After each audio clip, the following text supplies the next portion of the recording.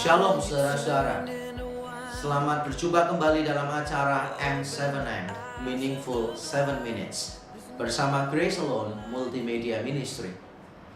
Dalam seri-seri yang lalu kita sudah melihat Injil yang kabur, Injil yang salah, dan juga Injil yang benar.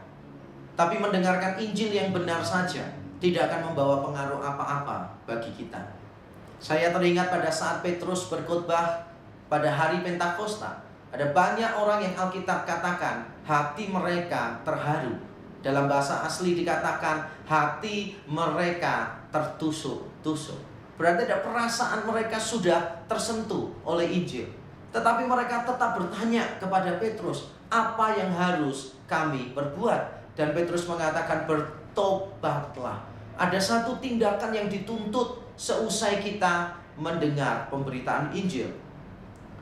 Di penjara Filipi, ketika Paulus dibebaskan Tuhan secara ajaib, dia melihat kepala penjara yang ingin bunuh diri, merasa putus asa dengan hidupnya.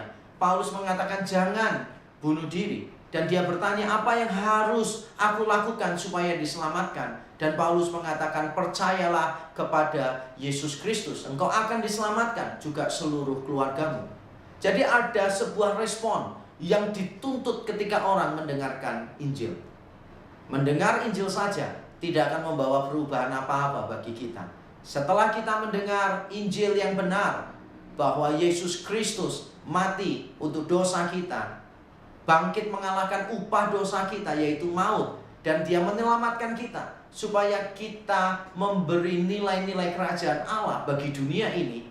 Ini berita yang baik, tapi berita yang baik menuntut respon dari kita. Apa yang seharusnya Anda lakukan? Apa yang seharusnya menjadi respon saudara terhadap Injil?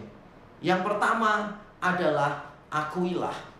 Akuilah bahwa saudara berdosa. Mengetahui seseorang berdosa itu berbeda dengan mengakui bahwa ia berdosa. Kadangkala seseorang tahu bahwa ia berdosa, tetapi ia berusaha untuk membenarkan dirinya, berusaha untuk menutupi dosanya. Tahu tentang dosa bukan berarti mengakui dosa.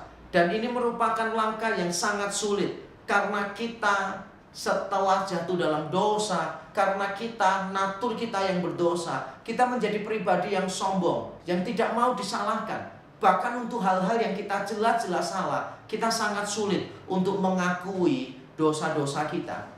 Bukan cuma mengetahui, tetapi mengakui dosa-dosa kita. Akuilah, akui di hadapan Tuhan.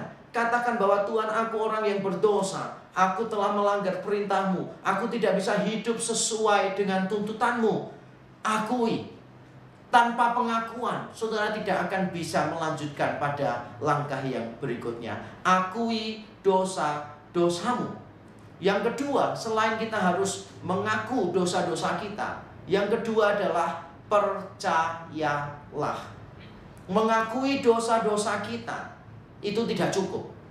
Ada banyak orang yang mengakui dosanya, ada banyak orang yang menyesali dosanya, tetapi pada akhirnya dia berhenti cuma pada tahap itu. Meresponi Injil bukan hanya kita mengakui dosa kita. Kalau kita cuma mengakui dosa kita, tidak ada jalan lain sesudah itu, maka itu adalah kehidupan yang terpuruk untuk kita. Kita akan berada di dalam keputusasaan dan kesia-siaan. Selain mengakui dosa-dosa kita, kita juga harus mempercayai apa yang dilakukan oleh Yesus Kristus bagi kita. Kita mengakui bahwa kita berdosa, kita mengakui bahwa kita tidak bisa menyelesaikan dosa kita sendiri. Kita mengakui bahwa kita pantas untuk dihukum karena dosa-dosa kita. Tapi kita juga melangkah ke berikutnya, yaitu kita percaya bahwa apa yang tidak mungkin kita lakukan telah dilakukan oleh Yesus Kristus. Kita harus percaya bahwa Yesus Kristus memberikan nyawanya bukan hanya untuk orang berdosa, tapi untuk saya, untuk saudara. Kita percaya bahwa Yesus bukan hanya datang untuk mencari dan menyelamatkan yang hilang, tapi kita percaya bahwa salah satu yang hilang itu adalah kita. Ini penting. Bukan hanya tahu sesuatu, tetapi kita percaya bahwa apa yang dilakukan Yesus Kristus, Dia lakukan untuk kita. Kepercayaan ini yang seringkali diabaikan oleh banyak orang. Kita harus percaya bukan hanya sebuah kebenaran yang objektif. Percaya Yesus mati, itu baik, itu penting. Tetapi kalau hanya menjadi kebenaran objektif, maka itu tidak akan menjadi kuasa yang mengubahkan di dalam hidup kita. Kita harus juga percaya bahwa Dia mati untuk kita. Dia memberikan nyawanya untuk kita. Yesus berulang kali menegur orang-orang Farisi. Mereka ditegur oleh Tuhan, tetapi mereka tidak merasa bersalah, dan mereka juga merasa tidak perlu untuk percaya kepada Tuhan. Akuilah dosamu, percayalah kepada Yesus Kristus, dan yang terakhir adalah terimalah. Terimalah.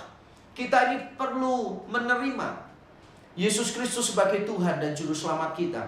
Roma pasal yang ke-10 mengatakan, sebab dengan mulut kita mengaku, dengan hati kita percaya, dan kita diselamatkan. Ada mulut yang mengaku, ada hati yang percaya. Percaya apa? Percaya bahwa Yesus adalah Tuhan. Ini bukan hanya sekadar percaya, tetapi kita menerima Dia sebagai Tuhan di dalam hidup kita. Kita percaya bahwa Dia yang berdaulat atas hidup kita. Kita percaya bahwa Dialah yang berhak untuk mengatur hidup kita.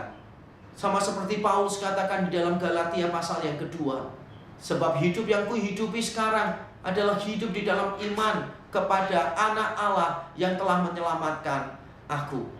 Jadi bukan cuma kita mengakui dosa kita, ketidakmampuan kita untuk menyelesaikan dosa. Bukan cuma kita percaya bahwa apa yang tidak mampu kita lakukan telah dilakukan oleh Yesus Kristus, tetapi kita menerima Dia di dalam hati kita. Menerima Yesus Kristus sebagai Juru Selamat kita satu-satunya. Menerima Dia sebagai Tuhan yang berhak mengatur seluruh hidup kita. Ada seorang yang mengatakan, mempercayai Allah, mempercayai Tuhan sebagai pribadi yang berdaulat atas alam semesta adalah pengakuan yang tidak terlalu sulit. Tetapi mempercayai Dia sebagai pribadi yang berdaulat atas hidup kita adalah pengakuan yang sulit. Karena ketika kita menerima Dia sebagai Tuhan di dalam hidup kita, maka kita tahu itu akan mengubahkan banyak hal dalam hidup kita. Tujuan hidup kita berubah, nilai hidup kita berubah, kontrol di dalam hidup kita juga berubah. Segala sesuatunya berubah kalau kita menerima Yesus sebagai Tuhan. Jadi 3 hal yang harus kita lakukan supaya berita Injil itu membawa pengaruh besar yang mengubahkan dalam hidup kita. Pertama adalah akuilah dosa-dosamu, akui bahwa engkau berdosa, engkau tidak dapat menyelesaikan dosa, dan engkau selayaknya dihukum karena dosamu.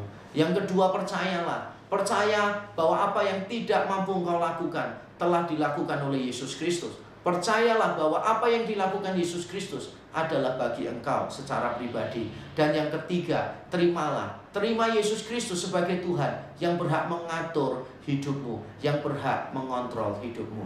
Tuhan memberkati kita. Amin.